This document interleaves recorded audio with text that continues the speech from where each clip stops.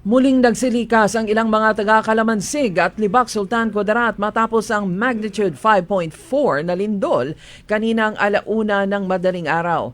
Bago yan ay nakaranas din ng may kalakasang pagyanig ang dalawang magkatabing bayan simula pa kagabi kung saan na itala ang magnitude 4.8 alas 11.50 ng gabi at magnitude 4.2 alas 10.47 kagabi ayon sa PHIVOLCS. Sa magnitude 5.4, naramdaman ang intensity 4 sa Libak, Palimbang, intensity 3 sa Esperanza, Sultan Kudarat at Norala, South Cotabato.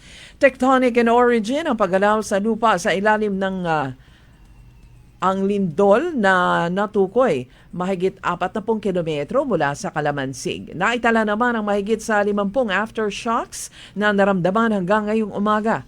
Mahigit 100 pamilya naman ay sa nasa Town Plaza nagpalipas ng magdamag.